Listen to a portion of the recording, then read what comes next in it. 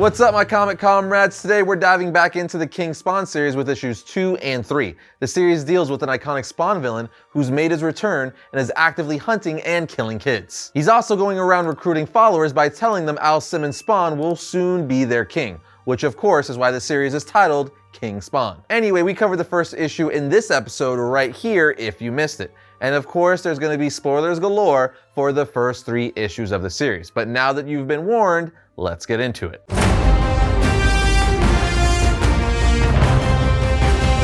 Issue 2 starts off with the mysterious villain from the end of issue 1 saying, "Your time grows near, my flock, when all of you shall rejoice, knowing that your devotion and personal sacrifice will be rewarded. For those who submit themselves to the transformation, your souls will be the first to enjoy the fruits of your labor." But that mountain was never going to be climbed with Metatron as your leader. His plan was guiding you much too slow for you to attain the status you've all been craving. But as you've been taught, it could only come with the harvesting of the innocents, the babes of this world. They are the ones that will set you free, that will let everyone finally understand what we have all been struggling for, that we are the true rulers of our destiny. And the one thing that will complete your transformation is to get your new leader, your new king, to remove his blinders and let him see the righteousness of our goals. Your leader must commune with you in both a physical and a spiritual way, which means he must also be like us, willing to make an example, a sacrifice of the young souls that want so badly to be servants in his new order. That leader is Spawn, and yes, he shall come to our side, because no one knows our king better than Kincaid.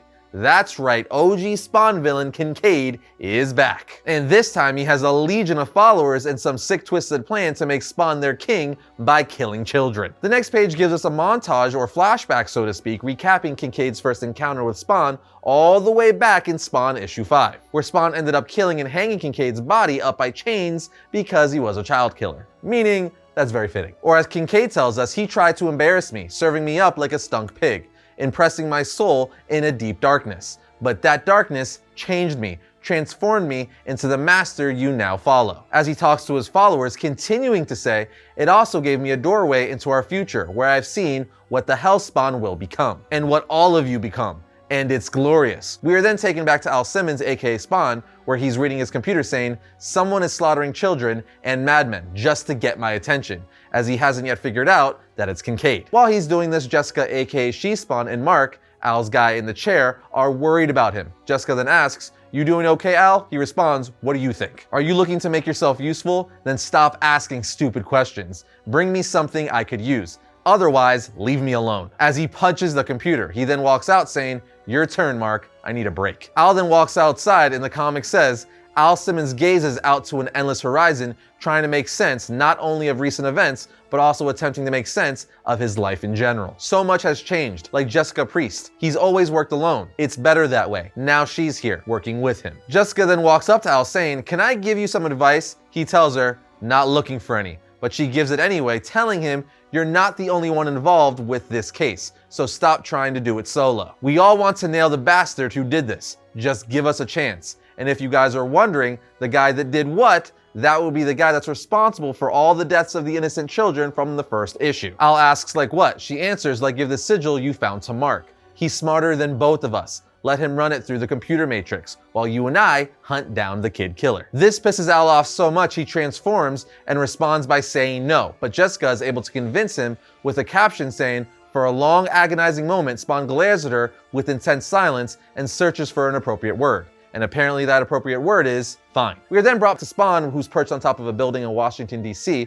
with a sniper. The book then says, the Book of Psalms. Those passages were originally written as songs, meant to be sung as celebrations, though it's hard to comprehend how Dash the Head of the Babies was meant to lift the spirits. That's quite some tune. What scares me is the Book of Psalms has more prophecies than any other in the Bible. The second coming, the crucifixion, the resurrection, the ascension, all of them talking about making a new world, leaving the past behind and crowning some new king. So if that's their roadmap, this might just be the beginning of the slaughter, or a very crude way for heaven or hell to draw me out into the open. Either way, someone's leaving clues behind they want us to follow. We then learn that Spawn is perched on this building with the sniper because Mark found the location encrypted on the sigil that Spawn found. But after hours of waiting with nothing happening, Al says, "Mark, tell Jessica I won't need you guys tomorrow." He then tells himself they don't need to know, but I need someone I can trust more than them.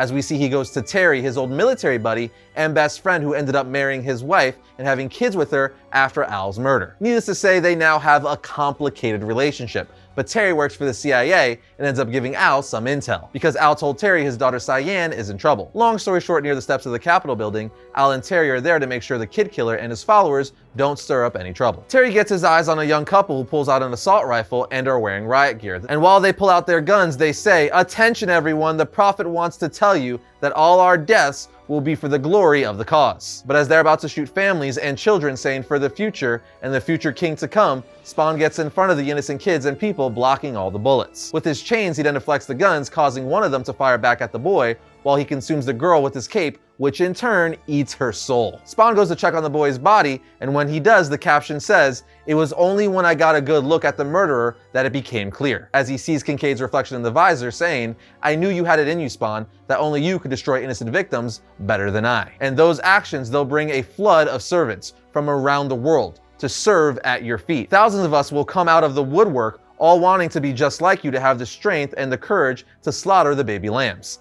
Thank you, my king, for showing us the way," as he laughs uncontrollably. So essentially, even though Spawn saved the young kids at the Capitol building, he still ended up killing the teenagers, still killing innocent victims, as Kincaid had corrupted them. It's really dark and twisted. It's like a lose-lose situation, but it's making for a great story. Anyway, that's the end of issue 2, so let's jump into issue 3. The issue starts off with Terry and Spawn putting photos on the wall trying to connect predators to victims. Terry then says, "That thing said he wanted you there so the public would see that you'd kill kids. And the fact that you were the last person to see my daughter and won't tell me where she is doesn't give me confidence." Spawn asks, "Are you insinuating something, Terry?" Terry responds, "Insinuate? I'm asking, where is Cyan? Why won't you tell me? Because you're some superhero with dark secrets? Well, you're just Al Simmons to me. Same corpse I saw back in the jungle." Spawn then throws Terry back into a dresser. Terry then pulls out a gun saying, "What is it? Are you using her so you can get back at me? Or do you just like going to war and don't care who it hurts?" Spawn then bows up yelling, "I like war." Terry then says, "Look at you. Look at what you've become. You're pathetic." Spawn then tells Terry, "You know what I've become. I've become angry at everyone and everything that's ever tried to control me. I left my wife to fight their war, and when I became a problem to them, they had me killed. That's what my country did to me. They murdered me so I could become a pawn in some war between God and Satan. I didn't want any of it. Do you know how they tried to get me in line? Do you? They killed Wanda. We both lost a wife because of them, and they'll kill Cyan too if they find her. That's not gonna happen. This is a war, and if you want to try stopping what they're doing, then get mad, but direct it at them. They're your enemy." At this point, Mark comes in saying, "I'm sorry to barge in, but you need to see something." We then see Jessica on the computer show Spawn and Terry it's Psalms 137. Different terrorist cells attacking all at once, about 12 attacks total. An ice cream truck mowed down pedestrians in Toronto. Another group in Uganda kidnapped a bunch of girls from school. Someone blew up a temple in Iran. It spread everywhere on the globe. Jessica continues to say, "I ran the plates on the ice cream truck. They belong to some guy who's been dead for years. Named," and Spawn finishes her sentence saying, "Billy Kincaid." She also says Mark discovered another Spawn, a feral Spawn, in Russia. It's causing riots to break out over there. Spawn says, "I'll deal with that later. Jessica, find Medieval for me. I need you in Uganda," and he's going to Canada. Remember, these crazies go for kids. Protect them. Kill everything else. As for me, I'm gonna kill an old friend. And that's exactly what Spawn intends to do as he tracks down Billy Kincaid to an old haunted house looking mansion where he kills Kincaid's guards before entering to see the soul of the dead boy from the funeral he attended in issue 1. We see a bunch of Kincaid's followers surrounding the boy's soul in the circle chanting something, as the captions say, "The dead boy's soul has literally been trapped by these religious monsters for the purpose of making him their slave." The boy then looks over to Spawn saying, "I know you. You watched my mom bury me. Are you here to call me a miracle too?" At which point all the people turn around to say, "The king, he's here," as they look at Spawn. Spawn answers the boy saying, "I'm here to avenge your death." At which point he uses his chains with the force of a hurricane to attack and kill all the people surrounding the boy. As the caption says, Spawn doesn't care whether they're human or something else. It doesn't matter, as all of them are willingly complicit in the act of slaughtering children. Spawn then calls out to Kincaid saying, "Show yourself," and the caption says, as his enemy emerges, Spawn knows things will be harder this time around. Much harder. As a gigantic demonic looking Kincaid emerges behind Spawn with a caption saying, "Billy Kincaid was human the first time these two battled. It wasn't much of a fight, but something or someone has made him stronger, taking all his sadistic evil and building him into some kind of demonic beast. that takes joy in the pain of others. As Kincaid tells the boy, "Look, Simon, like I told you, your king has arrived." As he punches Spawn to the floor, the boy asks, "Is he going to save me?" Kincaid replies, "No, he's here to destroy you and everything else in the world." The boy then asks Kincaid, "But you can stop him, right?" And as Kincaid picks up Spawn by the cape, he says, "Yes, I'll stop him, just like he stopped your soul from leaving because the portals to heaven and hell are closed. Closed by him." As he punches Spawn in the face and continues to beat him. While he continues to beat Spawn, he says, "I won't let him. You and all children belong to me. Only one of us can be your master. I need your souls, not him, because I don't have any left. I gave them all away for my freedom. So I could be here. The one that freed me, who transformed me, said this hell Spawn would try taking you from me. He tried taking all of you." Captions say, Spawn feels the power, and an evil darkness Kincaid is now filled with. But that darkness is the thing Spawn can use, because it's something he controls too. So he sends it to attack Kincaid, to begin eating him alive from the inside. And once the symbiote is inside, Spawn transports himself there so he can explode out of him. That's right, Spawn literally used the symbiote to transport himself inside of Kincaid so that he could blow him up from the inside out, killing him in gory, epic fashion. Spawn tells Simon, "We have to leave. I need you to come with me. Would that be okay?" Simon replies, "He said you wanted to hurt me." Spawn tells him, "I know, but I'm not going to. Bad people like telling lies. He was one of those bad people, which is why I killed him." Simon then asks, "Do you want to try on my crown?" Spawn replies, "Maybe later." And as Spawn is about to save the boy and get him out of there, a hand grabs Spawn by the back of the head, slamming him into the ground, saying, "You heard the boy, put on his damn crown." As we see Kincaid putting all of his guts and organs back together, putting the crown on Spawn, with the boy saying, "Oh my gosh, it fits, it fits." And with that, the comic ends. There you have it, my comic comrades, issues 2 and 3 of King Spawn. I'm absolutely loving this story. It is classic Spawn. Dark, twisted, gory, and full of good versus evil, heaven versus hell, with Spawn stuck in the middle. Overall, Spawn is such a great superhero for adult audiences. In other words, he's not a superhero you would give to your 12-year-old to read because of the adult themes, but it is so good. All I'm saying is if you're a Spawn fan, you need to read the series for yourself to get all the little nuances, and we should support the creators for making these fantastic books. We're just here to give you guys an overview of the awesomeness these companies and creators are putting out. But what do you guys think? Let us know down below.